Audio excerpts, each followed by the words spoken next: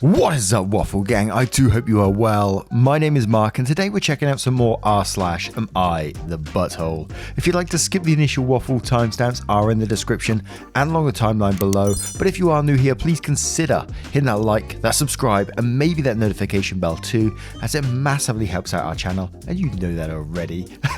And just a huge thank you for taking 20 minutes out of your day to be here. It's absolutely incredible of you to do that. Do not forget that, and let's crack on with today's stories. Much love, guys.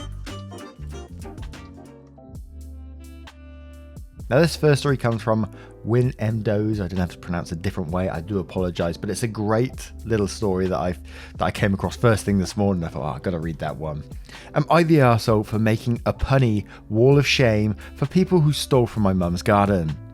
My mum is really into gardening, and sometimes people have come by and stole potted plants, yard statues, and even dug whole plant bulbs with plants out of the ground, or cut all the roses off her bushes because they were too cheap to buy from the florist, I guess. Anyway, my dash cam in my car, which I park in the driveway near the garden bed, caught most all of them close up, and as a way to help my mum not have her plant stolen, I printed all their pictures out and made a poster that said, "Oh hey there, don't be a daffodil and steal, or else you might end up doing hard time. We hope this'll be a lesson to you." And I put the pictures of everyone stealing from the garden around the border. Also gave each person a funny fake name. Mr. Potato Head, Dilettante, Pothead, Prick, Sucker, I peony in my pants, Frondless, Dirtbag, Infertile, and a Root Boy. Now, if anyone's listening on the podcast right now, you'd have to actually see the spellings. They're all puns, basically. I thought it was funny and cutesy. Like, how can you be offended with dumb plant puns? My mum thought it was hilarious and wanted me to hang it up because she was sick of seeing stuff stolen. But I got a couple of complaints. One neighbour said I needed to take it down because I had a picture of his son, a minor who did something dumb, yes, but was trying to bring his sick girlfriend flowers, and this was disproportionate and rude to publicly shame him. I told him that it wasn't a big deal, and he told me that I was being petty. I called his kid a little birch, which pissed him off and honestly might have been petty. Another guy came to the house and returned the cutting of his wife apparently took to propagate, thinking it would be no big deal. But yes, damage to the plant because she cut like a quarter off, and he asked if we could take down the sign because she was on board of directors or something from the town and whatever. My mum had answered the door and told him to make like a bee and buzz off. Anyway, I guess they both know each other, and now both of these families are annoyed. Am I the arsehole for making a petty sign about people stealing from my mum's garden, hoping to get them to stop? Now, this one's definitely a not the arsehole from me. I think it's a clever way to get people to stop stealing from you. It wasn't that malicious or anything. I'm not sure how you stand legally with the whole minor one, and I'm not sure how I feel about that one. But in general, people are stealing from your garden. They are actually stealing from you, which is, illegal. It's illegal, so they deserve to be called out for it. But the Space Mambo says, not the arsehole. These people stole. That's a crime. And instead of pressing charges or whatever, you've created something truly delightful. I wish I were half as clever as you because I'd come up with a pun of my own. Not only are you not the arsehole, you're also my hero. And Hey Annie, are you okay says, not the arsehole. And if they don't like it, they can get Clover it. Puns at this time of the morning, I'm all for it. And Ashy 2 says, not the arsehole. Don't do the crime if you can't do the time.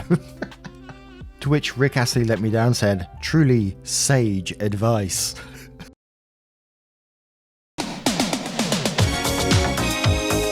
And we'll have one more from Ramen Noodle 620 saying, not the arsehole. This sounds like a hilarious way to call people out for stealing from someone's property. Sounds like some of these people are ruining the garden and not just taking flower here and there. To the parent complaining about his son's picture being there, you should have his son apologise to your mum in order to get his picture down. Maybe even have the son bring your mum some flowers. Parents can buy some if he can't, as a way to show he is actually sorry. Going straight to how it's public shaming instead of telling the son not to steal from other people is kind of funny. Doubt your mum would have minded if this kid said he wanted a couple of flowers for a sick girlfriend, as long as he actually asked first. And now I turn this one to you guys. What do you guys think of this situation? Let me know your thoughts in the comments below. And our next story comes from Jenny8675. Am I the arsehole for telling my daughter that she's getting what she deserves? I, 58 male, have 2 daughters, one from a previous marriage and another from my wife's previous marriage. Both daughters are around the same age, think mid-20s. My daughter Ali has never gotten along with her stepsister Joanna. If Joanna invited Ali to a movie, Ali would suddenly be super busy and had no time. If Joanna wanted to come with Ali to a party, Joanna wasn't invited and there was no way she could bring her. She'd rip up Joanna's things and would blame Joanna when she got grounded. Just the run-of-the-mill petty teenager bull stink. Joanna was a good sport and always seemed to take things on the chin. Her explanation was always that sisters fight, until about maybe 3 or 4 summers ago. Ali was home from college and was going through a rough breakup that was causing her grades to tank, which put her on the academic probation. Ali was upset and was taking it out on everyone, especially Joanna. My wife and I told her to cut it out and she seemed to catch on that her behaviour wasn't going to be accepted. Come to find out after Ali leaves to go back to college that she'd completely destroyed Joanna's scrapbook with pictures of her dad and destroyed a lot of the shirts she had left of his. Joanna didn't make a stink about it in front of us, but that night the house stunk of E6000 and Mod Podge. You can guess what she spent the night doing. After that incident, Joanna had completely given up on Ali. Ali has a birthday coming up. Joanna wouldn't even sign the card. Ali is now in town for the weekend. Unless it's a holiday or family event, Joanna wasn't there. And honestly, we didn't blame her. Now the issue is that Ali wants Joanna to let things go and let bygones be bygones. Joanna is getting married soon and Ali wants an invite. It was brought up this week at a family dinner. Joanna and her fiance as well as their son attended. Ali and her wife and 2 girls attended as well. Ali brought up how the kids were the same age and how it would be cool after the wedding if the kids could hang out. Ali also asked what she should wear to Joanna's wedding and if she'd be bridesmaid. Joanna pretty much laid it out for Ali that she wasn't coming and that the kids wouldn't be seeing each other outside of family events. That night was pretty tense afterwards and I asked Joanna if there was any way she could forgive Ali. She said she wanted nothing to do with her and I told her I fully understand that she carries a lot of hurt from how Ali treated her. Ali came to me after Joanna left and pretty much begged me to convince Joanna to move past things. I told her that had she been a more considerate and kind person back then, that she'd probably have a chance at a relationship with her stepsister. I told her that she made her bed and she needs to lay in it. She said I'm an a-hole and that any good father would want to see his kids reunite. Am I the arsehole for telling her she deserves this? And there's kind of a mixed bag of comments on this one, but OP did supply some info, so we'll cover that first. So info says, for everyone asking and making assumptions about my parenting, Ali was never allowed to slide with anything she did to her sister. She was grounded, she had things taken from her. We replaced the things we would that she broke, and we made sure Joanna was supported and validated throughout the years. We never told Joanna to get over anything. We never told her she had to forgive Ali. When we offered Ali therapy, she was 14. We weren't going to force our daughter to go to therapy where chances were. She could just tell her therapist she didn't want to be there and be uncooperative and most likely have the therapist stop seeing her, as we can't and we weren't going to force a kid to be somewhere she didn't want to be. Just for her to lash out at her sister, even worse. When Ali destroyed those things, she was banned from coming back until she apologised and made things right by Joanna. Joanna said herself she didn't want the apology and my wife and I did our best to surround her with love while she was grieving the loss of those things she cared for. Joanna moved out so the punishment was mute. We are aware Ali sucked. We did everything we could within reason. I didn't raise Ali to be this way. We didn't encourage this, nor did we allow her to believe the behaviour was acceptable. Finishing up from an edit from OP saying, this thread is an absolute pit of people who don't seem to understand some kids just aren't receptive. I'm kind of done seeking internet help here. You all seem wonderful and I'll be sure that on the next go around I'll toss my kid to the psych ward and put all blame on the healthcare system for not fixing them. Jesus Christ, never become parents. And we'll start straight away with Frusky Deck saying, everyone sucks here apart from Joanna. Where were you when Ali was bullying Joanna? For years. I think OP did explain that in the second part of the post. Potentially Nox says, not the arsehole, but this judgment is strongly predicated on you addressing what seems you took to reign in Ali during her years of terror, and what punishment you mete out after she heartlessly destroyed Joanna's precious belongings. Regardless, Ali can't demand forgiveness, that's up to Joanna, and I wouldn't blame her for never granting it. So, info, what steps did you take? And OP replied saying, I responded in another comment as I ran out of space in the post, but we did punish Ali. We asked if she needed therapy, we kept them apart and tried not to force them together. We explain that even if she didn't like Joanna, she didn't have any right to treat her the way she was. After the destruction of her dad's items, she wasn't allowed back, but it didn't matter much as Joanna moved out that winter. And Yuffie says, honestly, I'm not sure how, as a parent, I could ever look at my child the same way again, knowing they purposely destroyed someone's scrapbook of their absent parent. Of course she'd never forgive her. I'm struggling to understand how you even do. Also, she hasn't shown that she's changed at all. She's still completely lacking empathy, acting narcissistic and entitled. Why would anyone want to offer an olive branch to that? I'd be more concerned she's going to sabotage the wedding out of jealousy or something. No vote. In this instance, you're not the arsehole, but you have been for letting it get this far when they were younger. And username 52 says, not the arsehole for being on Joanna's side now. But what the hell were you doing when your teenage daughter was terrorizing your stepdaughter and destroying your property? And Puddin' Pop says, everyone sucks here aside from Joanna. Ali sounds awful and you and your wife have failed Joanna as long as you've known her. If they're in their mid-20s and were home from college 3 to 4 years ago, well, a 20-year-old behaving like that is a lot different than a 12-year-old. Joanna sounds pretty amazing though. I know I wouldn't have taken things on the chin. And one more from Anima saying, not the arsehole, honestly, Ali treated Joanna terribly. In quotes, she'd completely destroyed Joanna's scrapbook with pictures of her dad and destroyed a lot of the shirts she had left of his. And then says, there is no way I would ever forgive a person who did this. The stuff obviously meant a lot to Jay. Jay was treated horribly, and even then she kept an open mind. The line was crossed, and I don't blame her for not wanting to distance herself from Ali. And now I turn this one to you guys. What would you do if you was in this situation?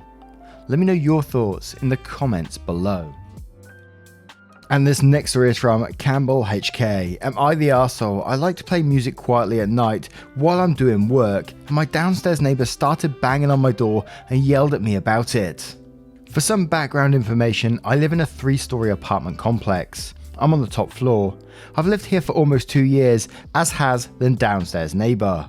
So a few weeks ago, I was listening to music at night, 12 to 1 AM, sometimes to 2 AM. I play it at what I would consider a low volume because I have a roommate next door and I'm not trying to wake him up.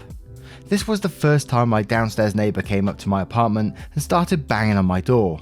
He got on my face and yelled at me about playing my music too loud because he's trying to sleep because he has to work. I also work. I have 2 part-time jobs while I'm in school. I have the unfortunate habit of laughing when I am uncomfortable, and unfortunately, confrontation makes me very uncomfortable. So he was like, oh, you think this is funny? Which I'm not entirely sure if that was a threat or not. Tonight, after about a few weeks since this happened, I was listening to music again, at night 12 till 1, and this time he came up banging on the door again. My roommate and I did not answer it, except this time he tried to open our door. Thankfully it was locked. I'm not purposely playing music to keep him up. I don't even know his name, and we've been neighbours for 2 years. This isn't something new I started doing. I understand if my music is too loud and being asked nicely to turn it down at night. That isn't a problem at all. I have zero issue with turning it down or not playing it at all if he just asked me nicely. So am I the arsehole, or is everyone the arsehole, or is he the arsehole? I'm contacting my landlord tomorrow about the situation.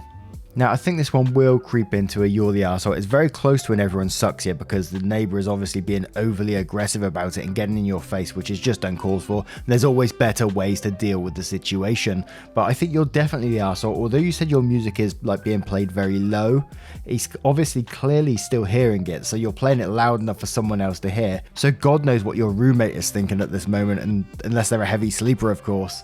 But I am going to go with an arsehole in this one because of that. So Chrissy123 says, you're the arsehole, wear headphones. He obviously can hear your music. If he can, so can your roommate. And Critical Success says, you're the arsehole, it's 12 to 1 AM. If you want to play music at that time, put on some headphones. No one likes having a neighbour play music so they can't sleep. And Mammoth Balance says, you're the arsehole, if the music was as low as you say it is, the neighbour wouldn't hear it. Get some headphones and stop being so inconsiderate. And D Rizzo says, don't play music in the middle of the night. You should have stopped after you woke him up the first time. Get some headphones. You're the arsehole. And Anthea Brainhook says, you're the arsehole, put headphones on. And one more from LadyBake82 saying, I'm afraid you're the arsehole, although it's close to everyone sucks here. Even if it is low, apartments are funny things, and sound can reverberate in such ways that your downstairs neighbours can hear it, but your roommate has no issues, which is also very dependent on the roommate. The nice and polite thing to do for the neighbour was to ask it politely, but if he is trying to sleep and not getting it, that usually makes people cranky, and from his point of view, he'll wonder who's the idiot that has to be told not to play music make noise after 12 AM in an apartment building. And I'd say 10 PM would be a good cut-off time actually for most noises. And well, headphones are an easy solution, which is why I'm leading towards you're the arsehole instead of everyone sucks here. Even though neighbour does suck for not at least just asking nicely once, but not doing so just because he didn't ask nicely when you do know it's very late and you live in an apartment building is petty. And now I turn this one to you guys. What do you guys think of this situation? Let me know your thoughts in the comments below. Now this next story comes from So Much Sunrays. Am I the arsehole for inviting my parents to dinner? I think I need a sanity check from people not directly involved in this situation. So very long story short, me, 30 male, and my fiancée, 27 female, moved in together last summer.